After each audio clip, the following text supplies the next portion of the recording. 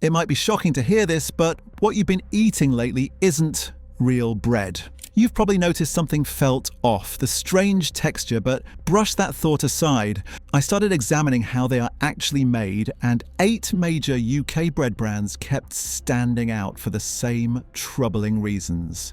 Not just because of the ingredients, but because of how production has changed, how recipes are quietly altered, and how speed has completely replaced traditional methods. In this video, I'm calling out 8 UK bread brands you should completely avoid in 2026, and explaining exactly why they no longer deserve your trust. And as we go through them, I'll also show you 3 bread brands that are doing things properly, so you know exactly what to buy instead.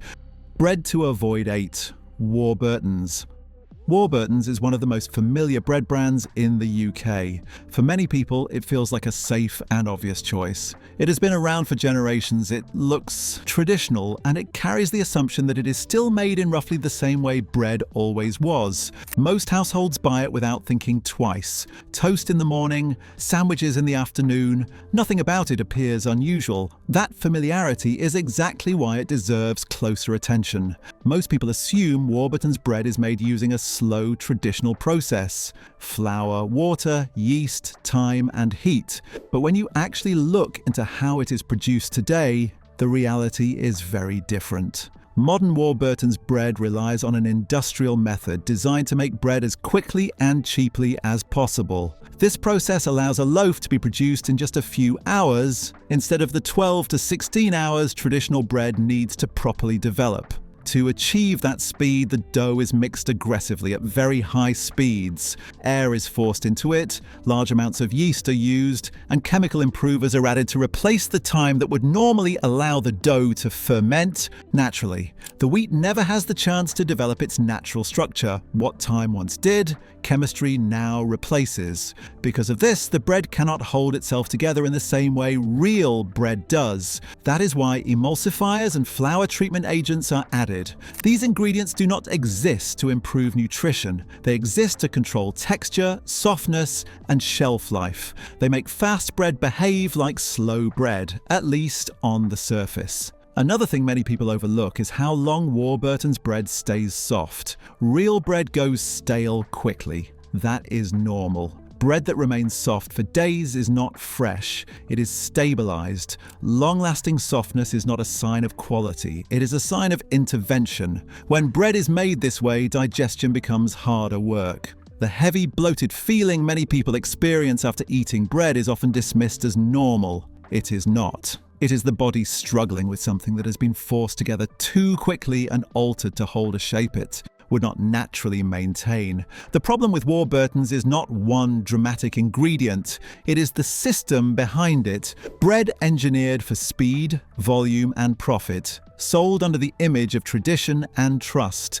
It looks familiar, tastes acceptable, and feels safe. But it behaves very differently inside the body. And once you realize how much modern bread relies on image rather than method, it becomes impossible not to question the other brands that built their reputation on history and familiarity, while quietly changing everything behind the scenes. Bread to avoid 7. Hovis. Hovis is a brand built almost entirely on trust and memory. For many people, it represents something wholesome and traditional, tied to the idea of proper British bread. That image is powerful, and it is exactly why most shoppers never question what is actually inside the bag. When you turn the loaf over and read the ingredients closely, the picture starts to change. Modern Hovis bread is no longer just flour, water, yeast, and salt. It includes added oils, emulsifiers, colorings, and treatment agents designed to control appearance, softness, and shelf life. These additions are not there to nourish you. They exist to make industrial bread consistent, cheap, and easy to produce at scale. One of the more overlooked additions is coloring. It is used to make bread look richer and more appealing, giving the impression of depth and quality. In reality, colouring has nothing to do with nutrition. It is purely cosmetic, used to maintain a familiar look, even when the underlying ingredients and methods have changed. Another issue is how Hovis produces its wholemeal bread. Many people assume wholemeal means the grain is left intact. In modern production, the grain is often milled into white flour first, stripping away the bran and germ, then some of it is added back later. While this still meets legal definitions, the natural structure of the grain is lost in the process. What you end up with is not the same as bread made from whole grain flour from the start. Speed also plays a central role in how Hovis bread is made today. The dough is designed to rise quickly, bake quickly, and remain soft for as long as possible. Time, which once allowed bread to develop flavour and digestibility, has been replaced by intervention. Extra yeast, added fats, and processing aids take over where fermentation once did the work naturally. The result is bread that looks reassuring and familiar but behaves very differently in the body. Many people experience heaviness or discomfort after eating it, then assume that is simply how bread feels. Over time, that assumption becomes normalized. The problem with Hovis is not one headline ingredient. It is the quiet shift away from traditional methods while continuing to sell the image of heritage and simplicity. The brand trades on nostalgia, while the product itself is built for modern industrial efficiency. After looking at two bread brands that rely heavily on speed, additives, and image, it's important to stop and point out that not all bread is made this way. There are still a few brands that take a very different approach, and this is one of the ones actually worth choosing. Recommended Bread 1, Bertinet Bakery. Bertinet Bakery shows what bread looks like when it is treated as food rather than a manufacturing project. Instead of forcing dough to behave a certain way, time is allowed to do the work. Their bread is made using traditional sourdough fermentation. This means the dough is left to develop slowly, breaking down parts of the grain naturally. It is the opposite of industrial bread, where fermentation is rushed or replaced entirely with chemical shortcuts. The ingredient list reflects that approach. Flour, water, and salt form the foundation, with natural fermentation doing what additives are often used for elsewhere. There are no chemical dough improvers, no emulsifiers added to force softness, and no treatments designed to extend shelf life artificially. The difference is easy to notice. Real bread absorbs moisture naturally, goes stale naturally, and behaves the way bread should. These are not flaws. They are signs that nothing has been added to interfere with how the grain works. People often find they feel fuller for longer after eating this kind of bread. That steadier digestion comes from intact grain structure and slower fermentation, rather than rapid breakdown caused by ultra-processed loaves. This is bread made to be eaten, not engineered. Seeing what proper bread looks like makes the shortcuts used elsewhere much harder to ignore.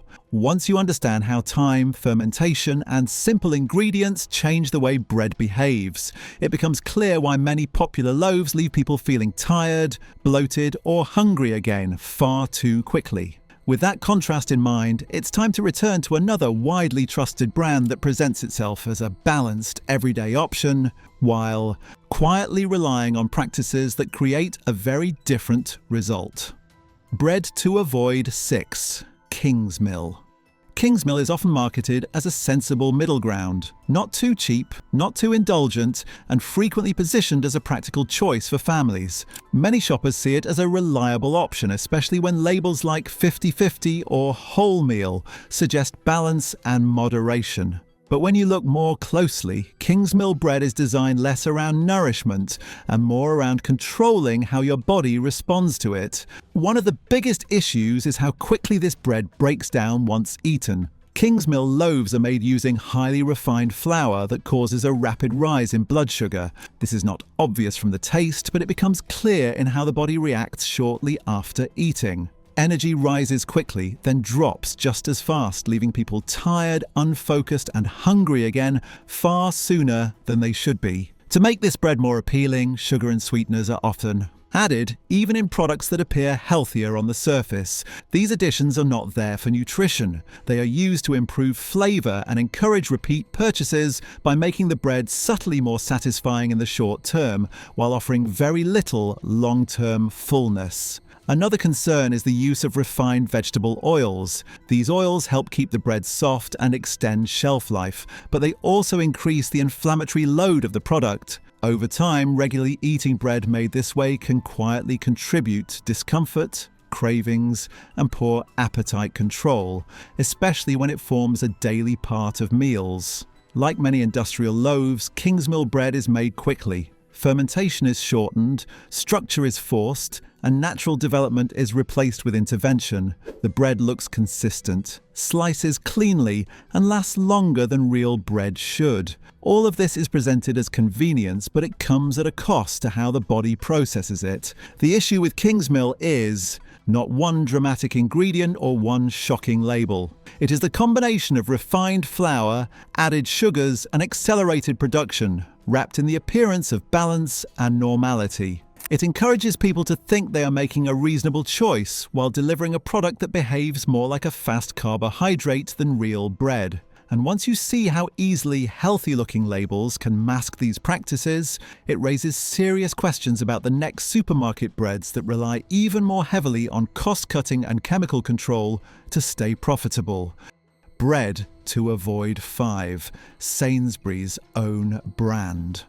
Supermarket own brand bread often feels like a sensible choice. It's cheaper than the big names, it looks similar on the shelf, and it carries the quiet reassurance of a well-known retailer standing behind it. Many people assume it's essentially the same bread, just without the branding. But when you look closely at how Sainsbury's own brand bread is made, a different picture emerges. One of the main priorities with these loaves is shelf life. Budget and standard own brand breads are designed to sit in warehouses, on lorries, and on shelves for as long as possible without visible spoilage. To achieve that, preservatives are added that would never be necessary in properly made bread. These ingredients don't exist to improve quality. They exist to slow down natural processes that real bread goes through. The flour itself is another issue. In cheaper supermarket loaves, the flour is often heavily refined and treated to remove variation and speed up production. Any natural character is stripped away early on. Then vitamins are added back later so the bread can legally be called fortified. On paper, that sounds reassuring. In reality, it means the original structure and balance of the grain has already been lost. Speed plays a major role here as well. The dough is pushed through production quickly, with fermentation shortened or bypassed. Time, which once allowed bread to develop flavor and digestibility, is replaced with processing aids that force the dough to behave in predictable ways. The result is bread that looks consistent and slices neatly, but offers very little in terms of nourishment or satisfaction. Many people notice that these loaves don't really fill them up. You can eat a sandwich and feel hungry again not long after. That isn't coincidence. Bread made from highly refined flour and rushed production breaks down very quickly in the body, leading to energy spikes followed by crashes. The biggest issue with Sainsbury's own brand bread is not that it is dramatic or shocking. It is that it is quietly hollow. It meets legal requirements, looks familiar, and does exactly what it's designed to do from a retail point of view. But it delivers very little of what bread is supposed to provide. As we continue, kindly take a second to like the video and subscribe because your support is what keeps these investigations going. After looking at breads that prioritize shelf life, speed, and cost cutting, it's important to pause again and show that better options do exist. Not perfect, not trendy, just bread made with fewer shortcuts and clearer intent. This is one of the supermarket accessible options that actually makes sense to choose.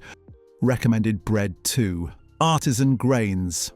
Artisan Grains stands out because it takes a noticeably different approach from most mass-market loaves. The focus is not on making bread last as long as possible or feel unnaturally soft, but on keeping the ingredient list short and the process more restrained. One of the first things people notice is that the bread feels denser and more substantial. That is not a flaw. It is a sign that the loaf has not been forced full of air or chemically softened to imitate freshness. Bread made this way behaves more like food and less like packaging filler. The ingredient list is also far simpler than what you see on most supermarket shelves. There are no aggressive dough improvers designed to rush fermentation, and no long chain of additives whose only role is to control texture and appearance. Instead, the structure of the bread comes from the grain itself and from allowing the dough to develop properly. Another difference is how filling it feels. People often find they need less of this bread to feel satisfied. That is because the grain structure remains more intact and digestion happens more steadily. Rather than a quick rise and crash, the energy release is slower and more controlled. Artisan Grains is not positioned as luxury bread, but it is also not trying to be the cheapest option. The price reflects fewer shortcuts and more honest production rather than branding or artificial shelf life. It is the kind of bread that reminds you what a normal loaf should feel like when nothing is added to interfere with it. This is not about perfection. It is about choosing a loaf that causes fewer problems simply because less has been done to it. And with that comparison in mind, it becomes easier to see why the next group of breads relies even more heavily on extreme cost reduction and processing to stay competitive. Once you've seen how a bread made with fewer shortcuts behaves, the differences become hard to ignore. That contrast makes it much easier to spot when a loaf is built almost entirely around cost reduction rather than food quality. With that in mind, it's time to look at another bread that pushes those shortcuts even further. Bread to avoid 4. Asda Smart Price. Asda Smart Price bread exists for one reason: to be as cheap as possible. That low price is not achieved through efficiency alone. It is achieved by stripping the product down to the bare minimum and compensating for what's lost with processing and control. The flour used in these loaves is among the most heavily refined available. Any natural variation in the grain is removed early, so the dough behaves the same way every time. What remains is a very neutral base that offers little structure or character on its own, which then has to be corrected during production. To make this kind of flour workable at speed, the dough is pushed through production quickly. Fermentation is shortened to a fraction of what bread normally requires. Instead of time doing the work, processing aids are used to force the dough to rise, hold shape, and remain soft. These additions do not improve nourishment. They exist to make a weak base perform under pressure. Another noticeable issue is fibre. Bread like this contains very little of it. That lack of fibre means the bread passes through the body quickly, offering very little satiety. Many people find themselves hungry again not long after eating, even if they've had a full sandwich. This is not about appetite. It is about how little substance the bread actually provides. Salt is also used more aggressively. When flavour and texture are missing, salt becomes a way to make the bread more palatable. Over time, that adds up, especially for people who eat bread daily without realising how much of their intake comes from a single staple. Asda Smart Price bread meets legal standards, but it does so at the lowest possible threshold. It is not designed to nourish, satisfy, or support digestion. It is designed to move quickly through a system that prioritizes price over everything else. Once you understand how far bread can be pushed in the name of affordability, it raises serious questions about the next supermarket loaf, which uses many of the same tactics while presenting itself as a smarter, more balanced choice. Bread to avoid 3.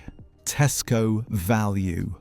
Tesco Value bread is often seen as a practical choice. It's widely available, clearly priced, and backed by one of the biggest supermarkets in the country. For many households, it feels like a reasonable compromise, especially during times when food costs matter. But when you look closely at how this bread is put together, it becomes clear that it relies on many of the same shortcuts as the cheapest loaves on the shelf. The base of Tesco Value bread is highly refined flour that has been stripped of most of its natural structure. What remains is a neutral, predictable ingredient that can be pushed through production quickly. Any complexity that once came from the grain itself is removed early, which means the dough needs help later on to behave like bread. That help comes in the form of processing aids designed to control texture and consistency. These ingredients are not added to improve nourishment. They are used to make sure every loaf looks and feels the same, even when the underlying quality is low. Another common feature is the use of modified starches and vague vegetable oils. These additions help create a softer texture and extend shelf life, but they also make the bread harder for the body to process. Many people notice bloating, discomfort, or a heavy feeling after eating this type of bread, then assume that is just how bread affects them. Fibre content is also extremely low. Bread like this moves through the body quickly, offering little in terms of fullness or sustained energy. You can eat a sandwich and feel hungry again not long after, which often leads to more snacking and a constant cycle of quick hunger and quick eating. Like other ultra-cheap breads, fermentation is rushed. Time is removed from the process and replaced with intervention. The loaf looks neat, slices easily, and lasts longer than real bread should, but those qualities come from control, not care. The issue with Tesco Value bread is not that it is dramatic or openly dangerous. It is that it quietly delivers very little of what bread is meant to provide, while encouraging people to eat more of it simply because it doesn't satisfy. You've seen how far both price-focused and mainstream supermarket breads are pushed to behave. It's important to pause again and show that not every option on the shelf follows this path. After seeing how far some supermarket breads are pushed to cut costs and control texture, it's worth stopping again to show that not every packaged loaf relies on these shortcuts. There are still options on the shelf made with clearer standards and far fewer interventions. This is one of them. Recommended bread 3, Biona Organic. Biona Organic approaches bread from a very different starting point. Instead of asking how fast or how cheaply a loaf can be produced, the focus is on ingredient quality and simplicity. That difference shows up immediately when you look at how their bread is made. The ingredients are organic and clearly listed, with no vague terms or hidden processing aids. Organic standards place strict limits on what can be added, which means many of the emulsifiers, preservatives, and chemical improvers common in mainstream bread are not used at all. As a result, the bread relies more on the grain itself and less on intervention. Another important difference is how the bread behaves. It does not stay unnaturally soft for days. It stales in a normal way, absorbs moisture in a normal way, and responds to heat like bread always has.